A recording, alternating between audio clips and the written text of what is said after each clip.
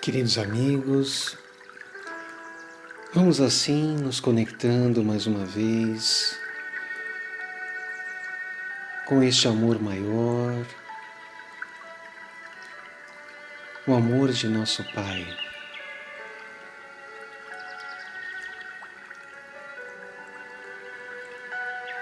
E deixando que os melhores pensamentos e sentimentos nos envolvam nesse instante.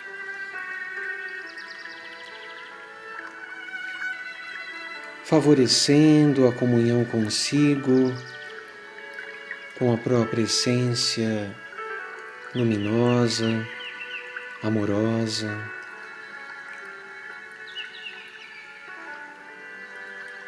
e que nos conduz à comunhão com o Pai Criador. Este que é todo amor e bondade.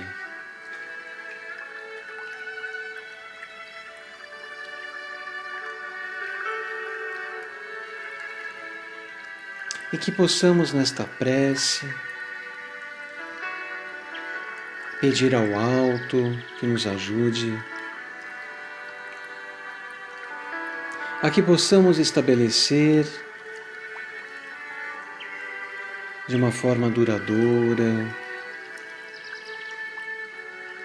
esta comunhão com Deus, com a sua lei de amor,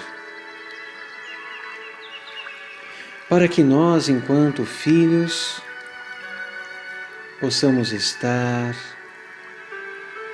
na casa do Pai, na nossa casa íntima, onde reside a centelha do amor em cada um de nós.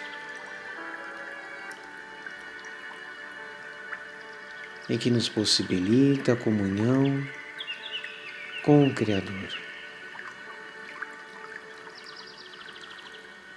Bem-aventurados os que têm fome e sede de justiça, porque serão saciados.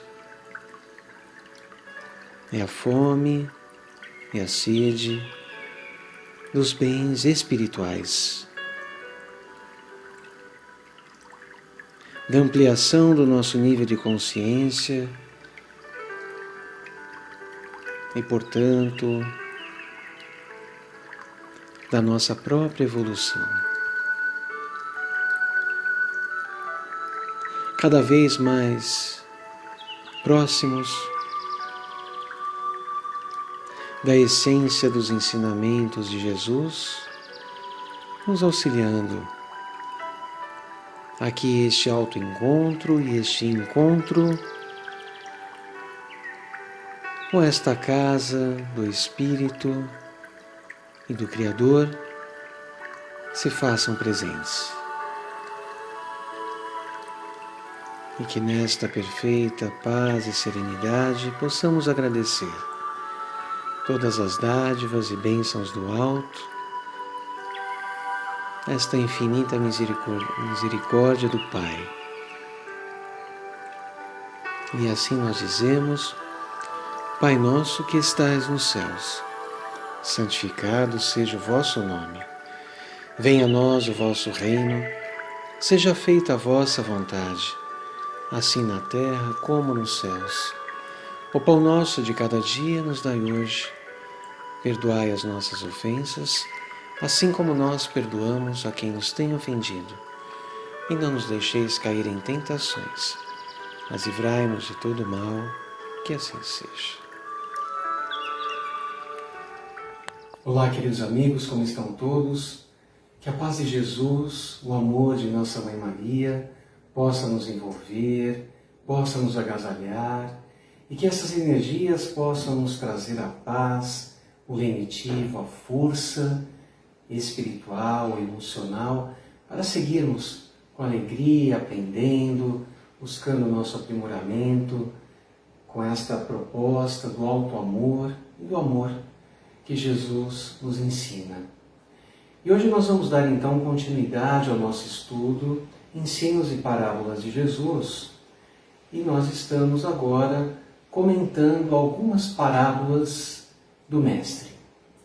E hoje nós vamos falar sobre uma parábola muito profunda, que precisaríamos de muito mais tempo para debruçarmos com mais acuidade, com mais detalhe na profundidade de cada palavra. Mas nós vamos trazer a essência, a proposta que está intrínseca a esse ensinamento de Jesus como algo muito relevante para as nossas vidas, como algo que tem muito a ver com a humanidade em si, com as nossas questões, com as nossas dificuldades íntimas, os conflitos que o ser em evolução enfrenta. E nós vamos nesta parábola do filho pródigo, que encontra-se no Evangelho de Lucas, capítulo 15, trazer algumas considerações que nos ajudem, então, na compreensão desse ensinamento e, por consequência, de como nós podemos trazer isso para a nossa vida. O quanto isso reverbera na nossa essência, o quanto nós podemos refletir e procurar transformar. Porque o objetivo do Evangelho é a nossa autotransformação a partir do autoconhecimento. Então, quando nós compreendemos a nossa natureza, a natureza amor que todos somos, a lei de amor que está escrita em nossa consciência, nós vamos então tendo elementos mais precisos para nos nortearmos da melhor forma possível nessa nossa trajetória. Então, esta belíssima parábola, ela conta a história, então, de um homem que tinha 2 filhos. E o primeiro ponto a ser considerado é que este homem, a que se refere a parábola, trata-se do Pai Criador. Então, sempre quando nos referirmos ao homem, ao Pai da parábola, estamos nos referindo ao Pai Criador. E os filhos são, de fato, nós criaturas. E nós vamos, então, ali, a partir do desdobramento da história, compreendendo que Jesus quis transmitir a todos nós.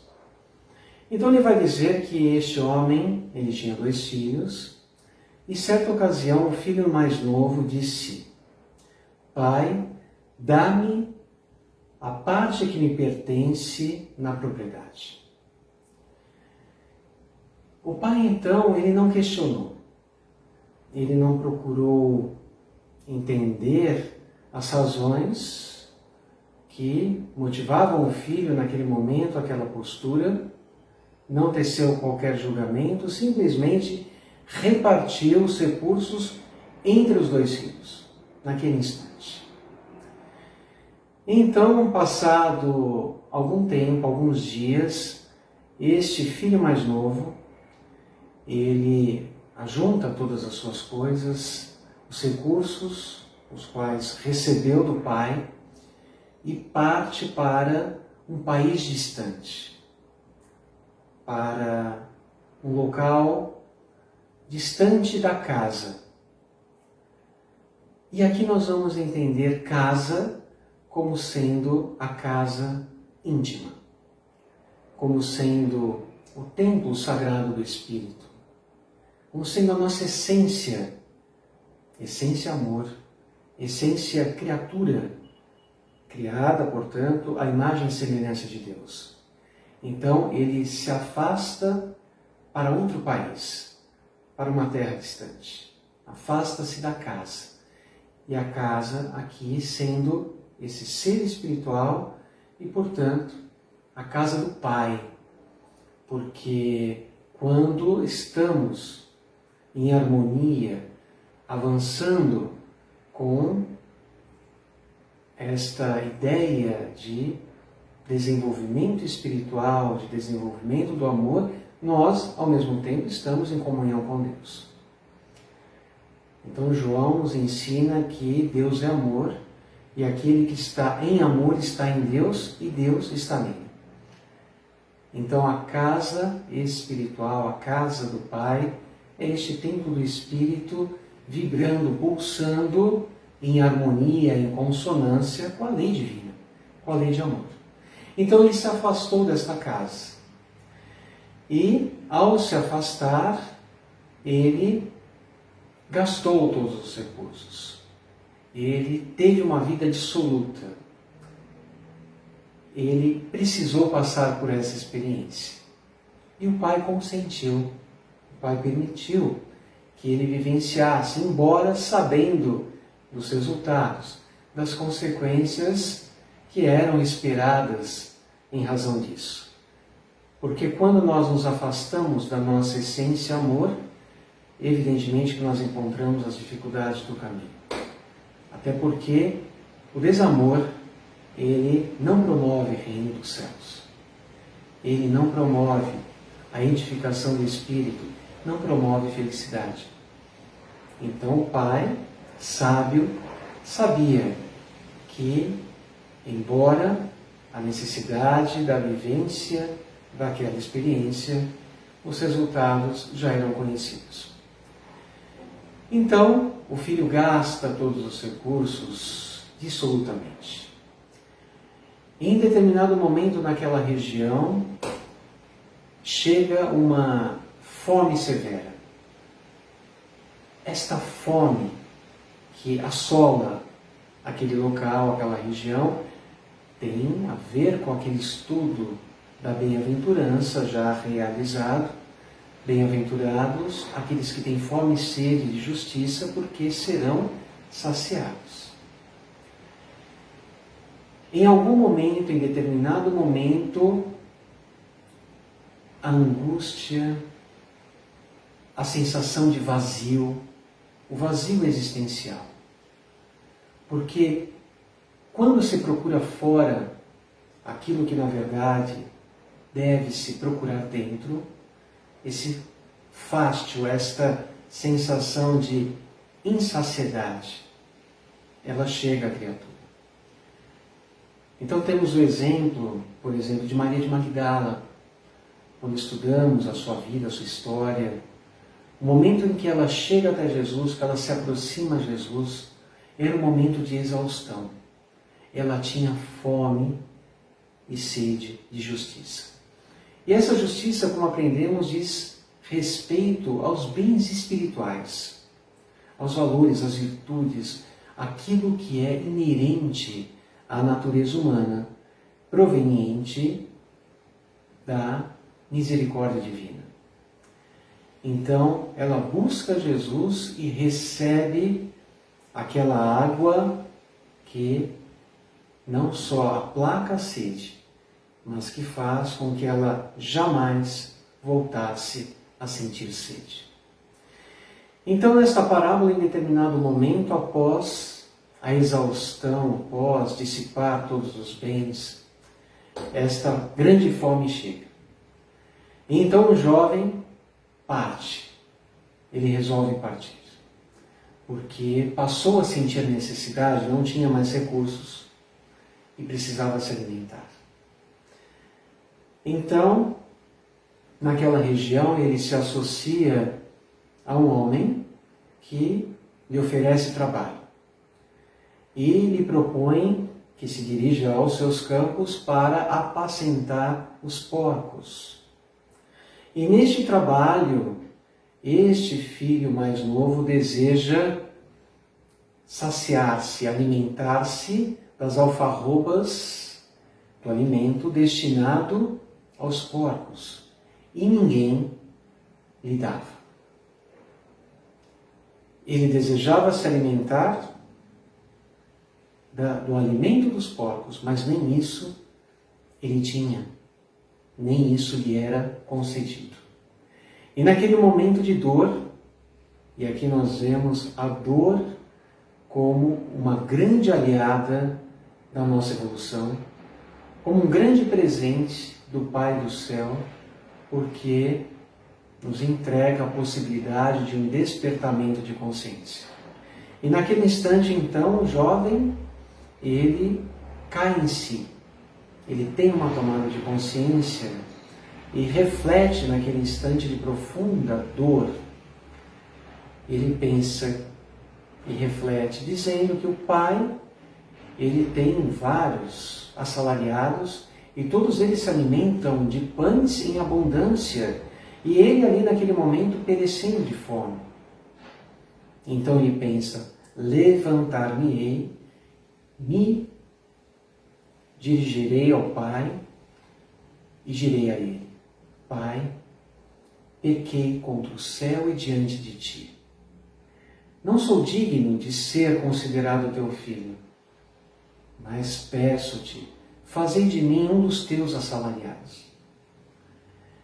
Então, naquele momento, ele prefere ser um assalariado a ser alguém que está nas mesmas condições daqueles servidores a passar o que ele passou. Porque além de notar, de vivenciar, experimentar o vazio existencial, pois ele tinha abundância, desperdiçou. E podemos também trazer um comparativo a esta abundância como sendo a possibilidade destes bens espirituais serem considerados, olhados, desenvolvidos, e houve uma negligência nesse sentido. Então, naquele instante, ele se humilda. Naquele momento, ele se arrepende sinceramente. E um grande, importante, primeiro passo para a reedificação espiritual é justamente esta tomada de consciência. Porque na medida em que nós conseguimos nos aperceber em erro, em equívoco, que é muito natural no processo da evolução, naquele instante os passos seguintes podem conduzir a criatura a esta reabilitação perante a própria consciência. Então, nesse estado de humildade, ele desejará retornar ao Pai e assim proferir estas palavras. Então ele se levanta e parte na direção do Pai. E o Pai, então, avistando ao longe, não espera o filho vir. Não espera que o filho venha trazer as explicações, ou que venha suplicar o perdão, que venha contar a sua experiência, que o pai já sabia qual seria, mas o pai, vendo o filho se aproximar, é tomado de uma alegria. Ele se compadece, ele se alegra, e o pai parte na direção do filho. E ao se aproximar, o abraça fervorosamente e o beija repetidamente. É assim que a parábola nos traz. O beija repetidamente. E então o jovem diz aquelas palavras: Pai, eu pequei contra o céu e diante de ti. Não sou digno de ser teu filho, mas me aceite novamente nesta condição de assalariado. E isso para mim já será um júbilo indizível. E o pai, então, ele solicita a assistência de seus servos e diz para que seja trazido a principal túnica, também um anel para a sua mão, sandálias para os seus pés, e que seja preparado o banquete, para que eles pudessem se deleitar, comemorar este regresso. E diz ao servo: fazei isto, porque este meu filho estava morto e reviveu. Estava perdido e foi encontrado. Então, iniciaram a festa em comemoração ao retorno do filho. E nesta ocasião, o filho mais velho estava no campo. Então ele se aproxima da casa e ouve as danças, músicas, nota que está tendo ali uma comemoração. Só que ele não entra na casa. Ele não vai ao pai procurar saber o que está acontecendo. Então vejamos, ele continua nas imediações da casa interna, íntima, e da casa do Pai, Pai do céu. E ele então prefere pedir ao servo que lhe explique o que está acontecendo. Então ele pergunta o que se passa, que música é esta, que festa está tendo aqui. Então o servo explica, trata-se do teu irmão regressou e teu pai o recebeu com imensa alegria, porque ele se recuperou. E naquele instante o jovem, o filho mais velho, ele se rebela, ele fica irado. E nesta ocasião o pai, tomando conhecimento, sai e vem ao encontro do seu filho. E o pede, o convida para entrar na casa. O jovem tinha a aparência da dignidade, da retidão, mas ele estava fora da casa. Estava fora da casa. Da essência amor, das virtudes pulsando, e o pai o convida a entrar. E nesta ocasião, o que o filho, egoísta, avaro, diz? Ele vai dizer ao pai que tem estado em sua presença por anos e que jamais havia negligenciado um só mandamento. E que o pai jamais havia lhe concedido uma festa para que ele pudesse se deleitar com os amigos. Então ele se rebela naquele instante. E vejamos, isso nos dá a ideia do quanto todos nós recebemos em abundância da providência divina. A vida por si só é uma dádiva. A possibilidade de nós estarmos fazendo parte da obra da criação, seja no âmbito da reencarnação ou da vida espiritual, nós somos partes da criação.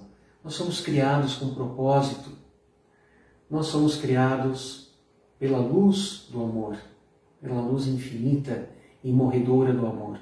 E com tanto amor, que este amor, ele não é apenas um atributo do Pai, mas ele estendeu à sua criatura este atributo, para que nós pudéssemos desenvolver esta flâmula abençoada, bendita do amor, da inteligência, nos dando o livre-arbítrio, o amor tal que nos permite o livre-arbítrio, a evolução pelas nossas próprias caminhadas, pelos nossos acertos, desacertos, até que a tomada de consciência, a exemplo do filho mais jovem, possa ocorrer ou pudesse ocorrer, e aí, caminhando mais intimamente, unido à casa do Pai. E o filho mais velho, no caso, ele não vê tudo o que recebe. Ele, na verdade, está se sentindo invejoso.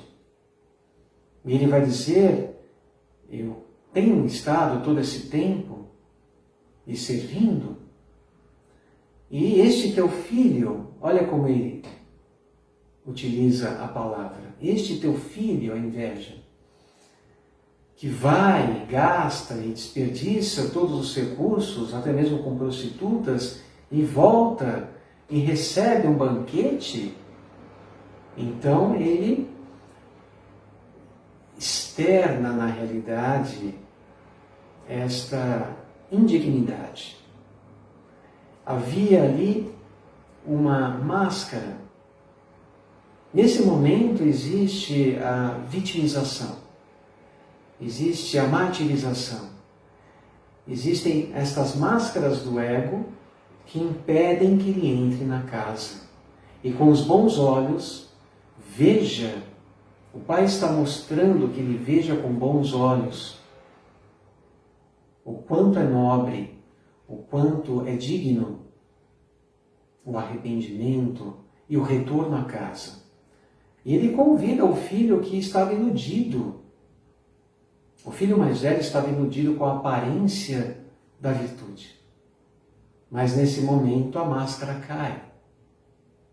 E ele então traz estas considerações de revolta. E muitas vezes também a humanidade, o ser humano, acaba de forma equivocada por se revoltar ao Pai em razão das dores abençoadas que chegam, ou então em razão das próprias colheitas oriundas da semeadura ingrata, semeadura desamorosa, distante da casa. Então, quando existe esta colheita vem ensinar. Veja, houve o plantio em época errada. Houve a semeadura em terreno infértil. Quer dizer, houve ações da criatura que promoveram resultados que trouxeram alguma dificuldade. E o porquê da dificuldade não nos importa, mas sim o para quê. Qual o aprendizado? O que isto quer me ensinar? O que será que eu me equivoquei? O que devo corrigir?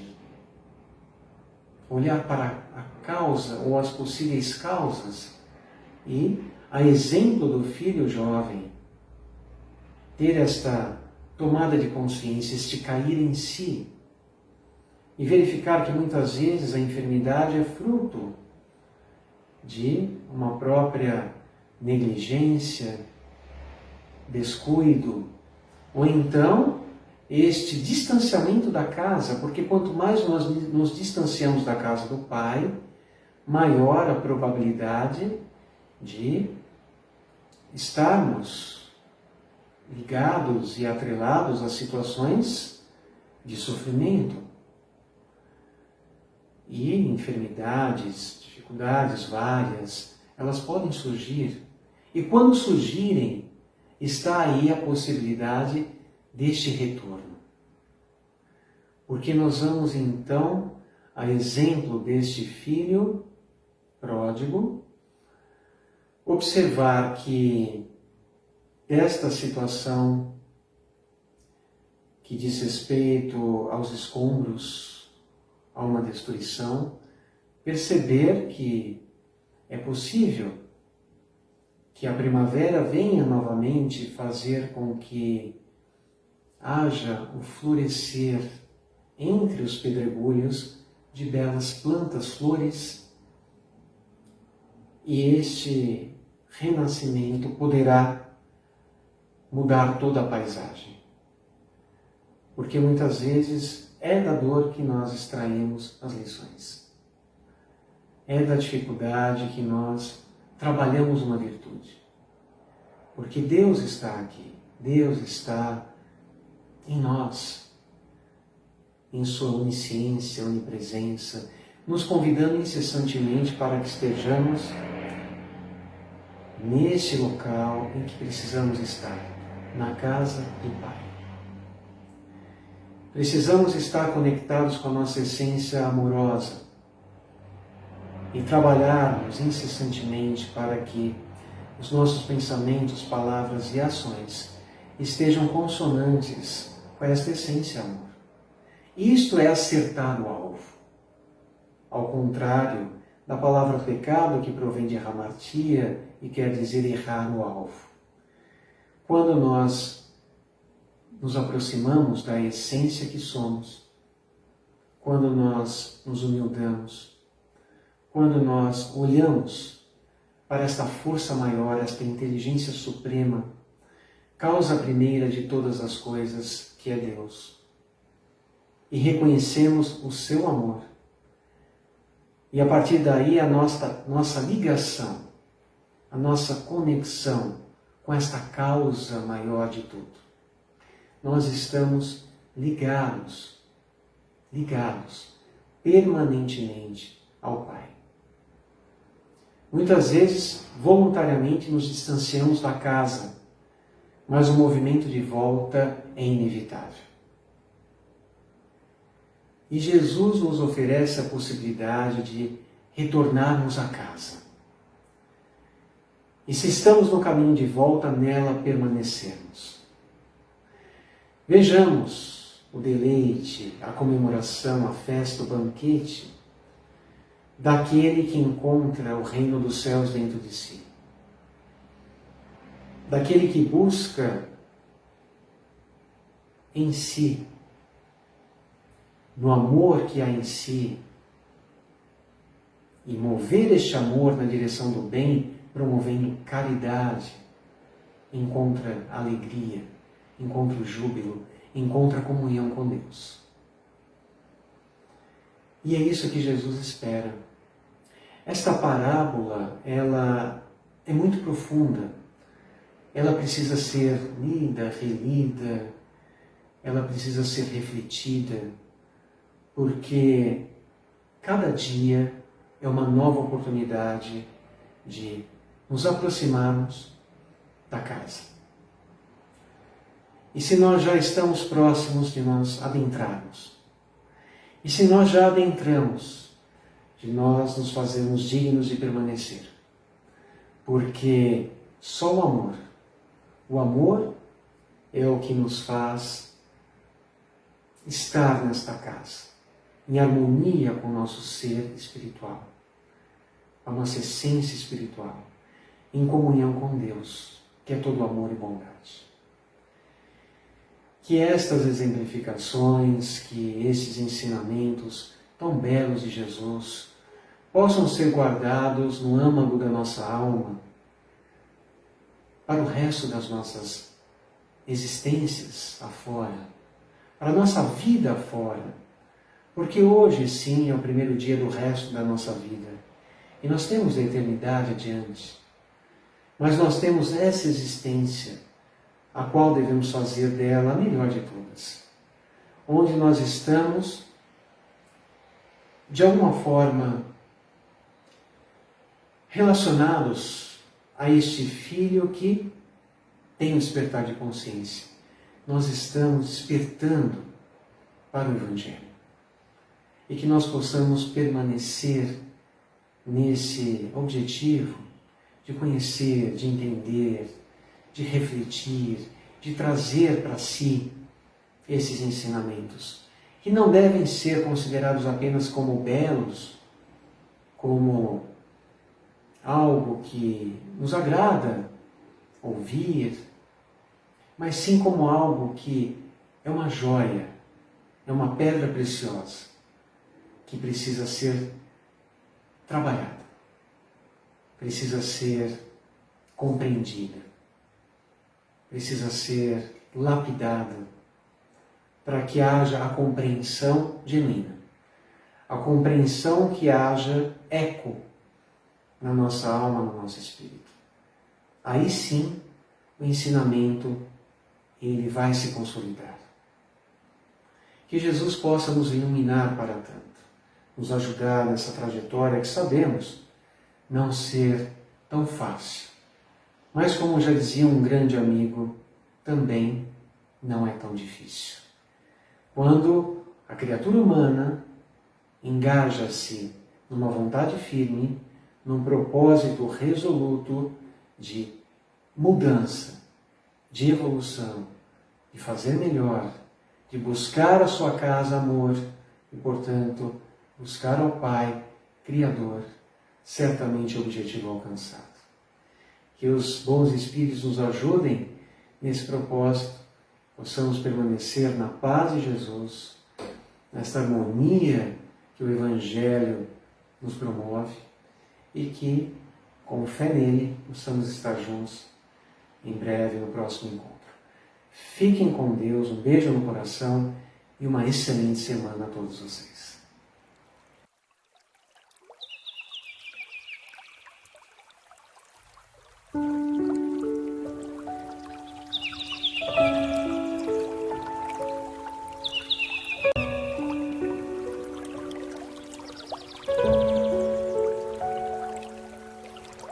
Amém.